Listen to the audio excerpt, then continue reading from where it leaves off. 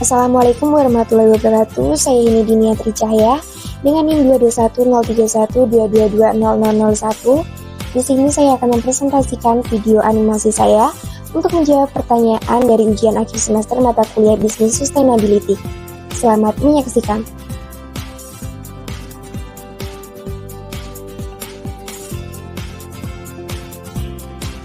Soal A nomor 1. Bagaimana Anda menjelaskan konsep bisnis sustainability kepada seseorang yang tidak familiar dengan istilah tersebut? Jawaban saya, yang pertama, menjelaskan tentang konsep bisnis sustainability. Bayangkan sebuah perusahaan ingin terus beroperasi dan sukses tidak hanya untuk hari ini, tapi juga puluhan tahun ke depan. Bisnis sustainability adalah cara perusahaan mencapai tujuan tersebut dengan bijak. Secara sederhana, menguntungkan secara finansial, perusahaan harus tetap menghasilkan uang agar bisa bertahan. 2. Ramah lingkungan, perusahaan tidak merusak alam dan berusaha untuk melestarikannya. 3. Bertanggung jawab sosial, perusahaan peduli pada karyawan, pelanggan, dan masyarakat luas. Jadi, bisnis sustainability adalah menyeimbangkan keuntungan, kepedulian terhadap lingkungan, dan tanggung jawab sosial demi keberlangsungan bisnis jangka panjang. Selanjutnya, soal A nomor 12. Jelaskan konsep triple bottom line dan bagaimana perusahaan dapat mengaplikasikannya dalam operasional bisnis.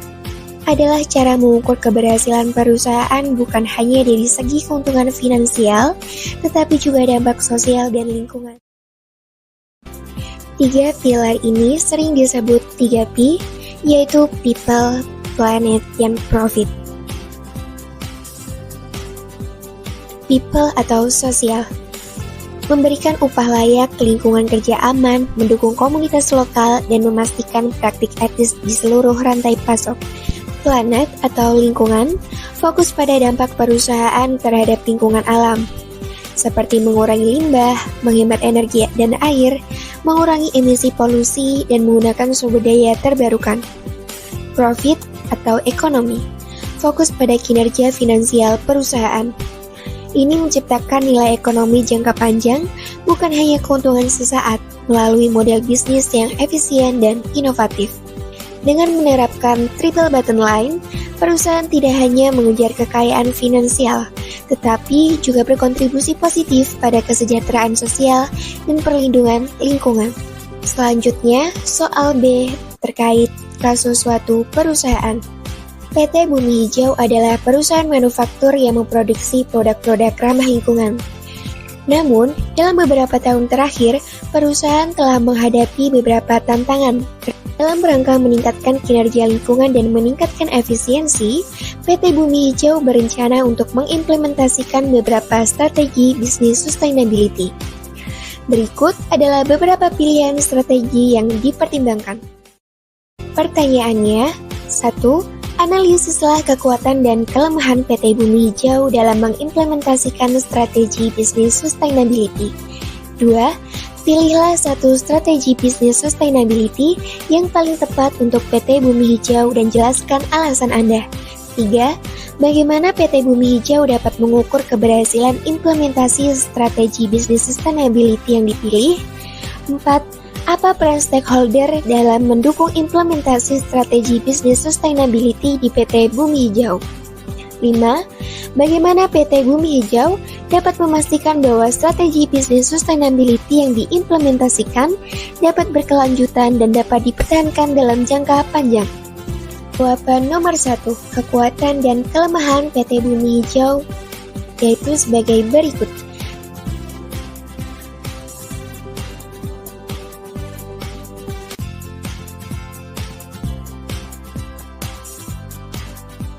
Jawaban nomor 2, strategi yang paling tepat yaitu meningkatkan efisiensi energi dan mengurangi emisi gas rumah kaca.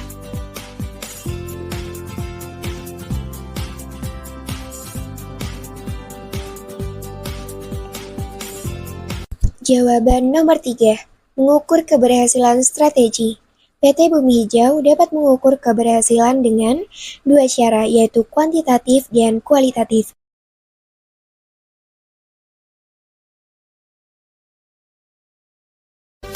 Jawaban nomor 4. Peran stakeholder dalam mendukung implementasi. Peran stakeholder sangat penting.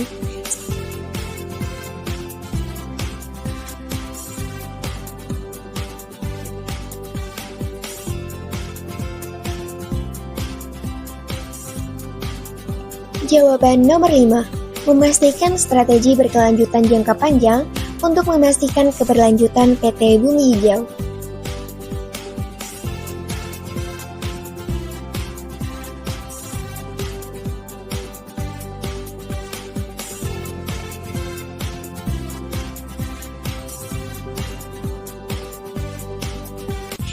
Kemudian, gunakan teknologi hemat air.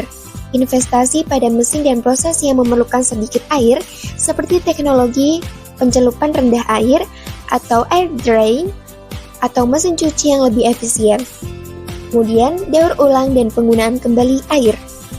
Olah limbah air dari satu tahap produksi agar bisa digunakan kembali di tahap lain yang tidak memerlukan air sebersih itu. Selanjutnya, optimalkan proses operasional. Ubah prosedur kerja untuk mengurangi pemborosan, seperti menjadwalkan produksi berdasarkan warna. Selanjutnya ada libatkan karyawan. Edukasi dan latih karyawan tentang pentingnya penghematan air dan bagaimana mereka bisa berkontribusi. Selanjutnya, kemitraan rantai pasok. Pilih supplier yang juga berkomitmen pada pengelolaan air yang bertanggung jawab. Dan yang terakhir, ukur dan laporkan. Tetapkan target pengurangan penggunaan air per unit produksi dan pantau kemajuan secara berkala. Laporkan hasil secara transparan, misalnya dalam laporan keberlanjutan. Nah, dengan langkah-langkah ini, PT Tekstil Hijau tidak hanya akan menghemat air dan biaya, tetapi juga memperkuat reputasi sebagai perusahaan yang bertanggung jawab dan berkelanjutan. Dikarenakan semua pertanyaan sudah saya jawab, saya ucapkan terima kasih yang sebesar-besarnya. Mohon maaf apabila banyak kesalahan. Wassalamualaikum warahmatullahi wabarakatuh.